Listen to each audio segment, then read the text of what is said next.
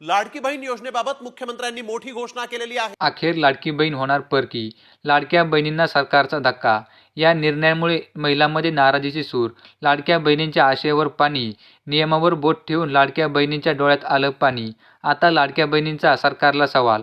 निवडणुकीपूर्वी का केल्या अटी शर्ती शिथिल? लाडक्या बहिणींचा सवाल.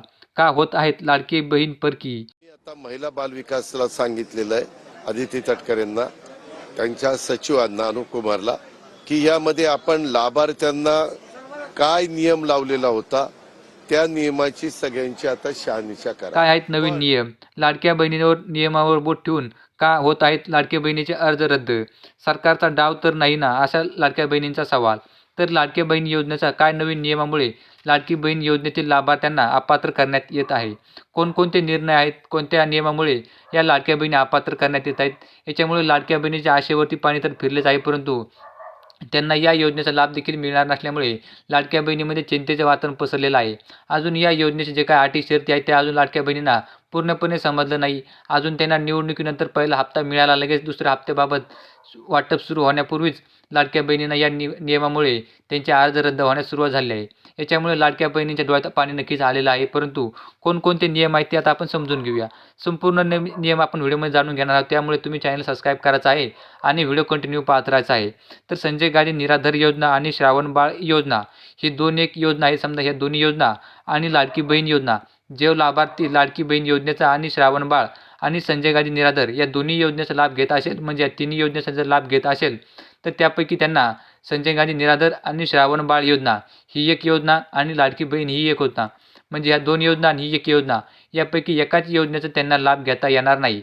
एकाच योजनेचा लाभ घेता येणार आहे. सरकारचा नियम आहे की लाडक्या बहिणींना 1,500 रुपयेपर्यंत आम्ही रक्कम देणार आहोत. म्हणजे 1,500 रुपयाची कमी जी रक्कम मिळत असेल एखाद्या योजनेचं, तरी त्यांना आम्ही उरची रक्कम देणार आहोत. परंतु ह्या दोन्ही योजनेची मिळून 1,500 रुपये रक्कम होत आहे आणि या योजनेची देखील रक्कम 1,500 रुपयेच आहे. त्यामुळे महिलांना आता स्वतः ठरवायचं आहे की कोणत्या योजनेचा त्यांना लाभ घ्यायचा आहे. या दोन्हीपैकी एक योजनेचा त्यांना लाभ घेता येणार आहे, म्हणजे लाडकी बहीण योजना किंवा संजय गांधी निराधार आणि श्रावणबाळ या दोन्हीपैकी एकच योजना त्यांना लाभ घेता येणार आहे. आता त्यांना कोणता लाभ घ्यायचा आहे ते स्वतः ठरवायचं आहे. त्यासाठी त्यांना स्वयं घोषणापत्र एक भरून द्यावे लागणार आहे. स्वयं घोषणापत्र हे आपल्याकडे देखील अजून भरण्यास सुरुवात झालेली नाही, परंतु बाहेरच्या जिल्ह्यामध्ये भरण्यास सुरुवात झाली आहे. स्वयं घोषणापत्र भरण्याला सुरुवात झाली आहे की नाही हे आम्हाला कमेंट करून नक्की कळवा. म्हणजे आमच्याकडे ज्या महिला आहेत ते देखील या स्वयं घोषणापत्र कसे भरवायचं, कुठून मिळवायचं याबाबतच्या विचारपूस करून ते देखील भरून जमा करतील. त्यांना देखील पुढचे हप्ते मिळतील. यासाठी तुम्ही आम्हाला कमेंट करून नक्की कळवा. आमच्याकडे महिला हे स्वयं घोषणापत्र कसे भरायचे हे समजून घेतील. आता दुसरे नियम पाहायचे ठरवलं तर स्वयं घोषणापत्रामध्ये तुम्हाला स्वतः भरून देऊन कळवायचं आहे की तुम्हाला कोणत्या योजनेचा तुम्हाला लाभ घ्यायचा आहे. त्यामुळे स्वयं घोषणापत्र तुमच्याकडे भरणं सुरू झाले की नाही आम्हाला नक्की कळवा. आणि आमच्याकडील महिलांच्या अजून भरायला सुरुवात झाली नसल्यामुळे आपल्याकडे महिला सध्या तरी टेन्शन नाही आहे, परंतु ज्या दुसरीकडे महिलांना सुरू झालं आहे त्यांना भरणे गरजेचे आहे. त्यांना दोन्हीपैकी एकाच योजनेत सध्या तरी लाभ मिळणार आहे. अशा प्रकारचे महत्त्वपूर्ण अपडेट आहे. आता दुसरा नियम कोणता आहे तर नोकरी. या नियमामुळे आधीच महिलांनी या योजनेचे फॉर्म भरले नव्हते, तरी देखील सरकार म्हणते की या योजना जाहीर झाल्यानंतर ज्या महिलांना नोकरी लागली आहे त्यांनी फॉर्म ऑलरेडी भरले होते, आता त्यांचे फॉर्म रद्द करण्यात येणार आहे. आता अर्जाची तपासणी सुरू झाली आहे. अर्जाची छाननी करून ज्या महिलांना नोकरी लागली आहे त्यांचे अर्ज रद्द करण्यात येणार आहे आणि त्यांना इथून पुढे या योजनेचा लाभ दिला जाणार नाही. अशा प्रकार सरकारचा नोकरीविषयीचा एक नियम आहे. त्याच्यानंतर तिसरा नियम म्हणजे नवीन गाडी खरेदी. आता लाभार्थी महिलांनी त्याच्या नावावरती जर एखादी गाडी असेल तर त्यांना देखील या योजनेअंतर्गत अपात्र करण्यात आलं होतं, परंतु तरी देखील योजनेतील लाभार्थ्यांनी अर्ज केले, ते पात्र देखील झाले, त्यांना आतापर्यंत लाभ देखील मिळाला. परंतु आता अर्जाची छाननी सुरू झाली आहे. त्याच्यामुळे जे काही लाभार्थी आहेत त्यांनी आधी गाडी होती किंवा या दरम्यान त्यांनी गाडी घेतली, त्यांच्या नावावर जर गाडी आढळली तर त्यांना या योजनेमधून रद्द करण्यात येणार आहे. त्यांना अपात्र ठरवण्यात येणार आहे. कारण नियम आहे, पहिल्यापासून नियम होता की ज्यांच्याकडे 4 चाकी गाडी आहे त्यांना या योजनेचा लाभ मिळणार नाही. अशा प्रकारचा नियम हा फॉर्म भरतानाच होता, परंतु ज्या महिलांनी फॉर्म भरला तरी देखील फॉर्म भरला, आता त्यांची अर्जाची छाननी होणार आहे आणि छाननी झाल्यानंतर जे काही महिला आहेत त्यांना अपात्र करण्यात येणार आहे. अशा प्रकारचा नियम आहे. त्याच्यानंतर तिसरा नियम म्हणजे परराज्यामध्ये स्थलांतर. आता आपल्याकडील महिला काही लग्न करून किंवा काही इतर कारणामुळे दुसऱ्या राज्यामध्ये स्थलांतर झाले आहेत. आता त्यांना या योजनेचा लाभ मिळणार नाही, कारण ही योजना महाराष्ट्रापुरतच आहे.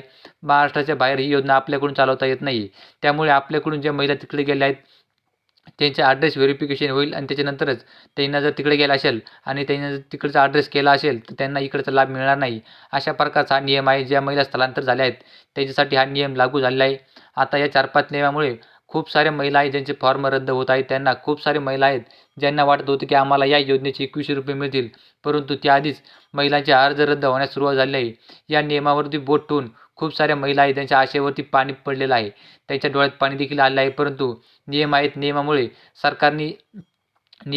या नियमामुळेच सरकार योजना चालवते आणि नियम करूनच सरकार काही काम करते.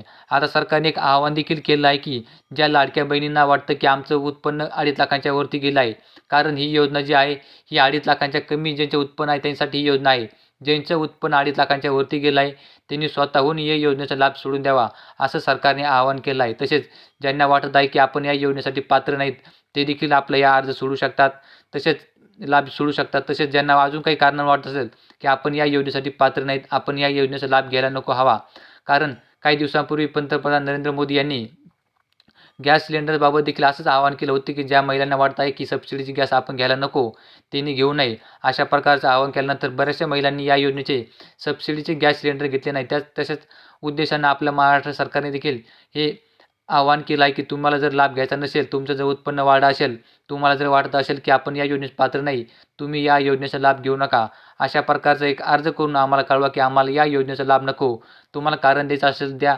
आम्हाला वाटतं आमचं उत्पन्न वाढ असं काही कारण सांगून तुम्ही या योजनेसाठी पात्र नाही म्हणून आम्हाला कळवा. आम्ही तुम्हाला इथून पुढे लाभ देणार नाही. असं स्वयं घोषणापत्र किंवा एखादा फॉर्म बनवून आम्हाला कळवा, असं सरकारचं म्हणणं आहे. असं देखील आवाहन सरकारने केलं आहे. या सर्व कारणामुळे लाडक्या बहिणीच्या आशेवरती पाणी तर नक्कीच पडलेलं आहे. त्यांना आशा होती 2100 रुपये मिळतील, आता मिळेल, मग मिळेल. 2100 रुपये तर मिळालेच नाही, परंतु असे काही कारणं सांगून नियम लावून लाडक्या बहिणींच्या आशेवरती पाणी आलेलं आहे. लाडकी बहिणीच्या डोळ्यात पाणी आहे, परंतु नियम हे करणं कठीण आहेत. कारण जर खऱ्या लाडकी बहीण असेल त्यांनाच योजनेचा लाभ देणं सरकारने ठरवलेलं होतं. त्यांच्यासाठीच खास ही योजना काढण्यात आलेली होती. परंतु आणखीन काही महिलांनी खोटी माहिती म्हणा किंवा चुकून त्यांच्याकडून माहिती भरणं झाली आणि त्यांना या योजनेचा लाभ सुरू झाला. परंतु आता काही नाही. ज्या महिलांनी अर्ज केले होते त्यांचे पैसे परत घेणार, असं देखील मंत्री आदित्य तटकरे यांनी स्पष्ट केलं होतं. काही दिवसापूर्वी पत्रकार परिषदेमध्ये बोलताना त्यांनी स्पष्ट केलं होतं की ज्या महिलांनी खोटी माहिती भरून या योजनेचा लाभ घेतला आहे त्यांचे पैसे आम्ही परत घेणार आहोत. आता कशा पद्धतीने पैसे ते परत घेणार आहेत याबाबत त्यांनी स्पष्ट उत्तर दिलं नव्हतं, परंतु त्यांनी हे सांगितलं होतं की त्या महिलांचे स्वतःहून देखील पैसे परत करू शकतात किंवा आम्ही देखील त्यांचे पैसे परत कसे घ्यायचे ते आम्ही घेऊ शकतो. त्याबाबत एक कठोर पावलं उचलणार आहे, असं देखील त्यांनी सांगितलं होतं. त्यामुळे त्या महिलांवरती देखील टांगती तलवार आहे की आपण जर अपात्र होतो तरी देखील अर्ज केल्यानंतर आपण अर्जामध्ये समजा सक्सेस झालो आणि अर्ज होऊन आपला लाभ देखील सुरू झाला. आता ते स्वतःहून देखील ते पैसे वापस करू शकतात किंवा सरकार देखील त्यांच्याकडून हे पैसे वापस घेऊ शकतात. आता याबाबत अद्याप कोणती स्पष्ट उत्तर आलेलं नसलं तरी देखील कशा पद्धतीने पैसे परत घेणार आहेत याबाबत लवकरच उलगडा होईल आणि लवकरच आपल्यासमोर माहिती येईल. कारण सरकारचं म्हणणं पहिल्या दिवसापासून होतं, ज्या खऱ्या बहिणी आहेत, ज्या महिला समजा उत्पन्न कमी आहे, ज्यांचं उत्पन्न 2.5 लाखांपेक्षा कमी आहे त्यांसाठी ही योजना सुरू केली आहे, तरी देखील महिलांनी लाभ घेतला. ज्यांचं उत्पन्न जास्त असून देखील त्यांनी लाभ घेतला त्यांसाठी तरी ही योजना टांगती तलवार आहे. आता अर्जाची छाननी सुरू झालेली आहे. त्यामुळे अर्जाची छाननी झाल्यानंतर ज्यांचे अपात्र आहेत त्यांचे अर्ज अपात्र करण्यात येणार आहेत. त्यांच्याकडे जर पैसे फिरले तर ते पैसे परत करा म्हणून सांगण्यात येणार आहे. त्यांनी परत केले तर ठीक आहे, नाही तर कठोर पावलं उचलण्यात येईल, असं देखील स्पष्ट आदित्य तटकरे यांनी केलं होतं. आता आणखीन काय पावलं उचलण्यात येतात याबाबत देखील मोहरी आपल्याला कळणार आहे. तसेच या योजनेचे जे काही अपडेट आहे ते देखील आपल्या चॅनलवरती आपण देणारच आहोत. त्यासाठी तुम्ही चॅनल सबस्क्राईब करून ठेवायचं आहे. जर का तुम्हाला ही माहिती आवडली असेल तर ही माहिती तुमच्या इतर नातेवाईकांपर्यंत शेअर करायला विसरायचं नाही. तुमच्या या योजनेसंदर्भात जर तुमच्या मनात काही प्रश्न असतील ते तुम्ही आम्हाला कमेंट बॉक्समध्ये विचारू शकता. आम्ही त्याच्यावरती व्हिडिओ बनवू किंवा तुम्हाला कमेंटद्वारेच उत्तर देण्याचा प्रयत्न नक्की करू. तुम्ही शेवटपर्यंत व्हिडिओ पाहिला त्याबद्दल तुमचे मनापासून धन्यवाद.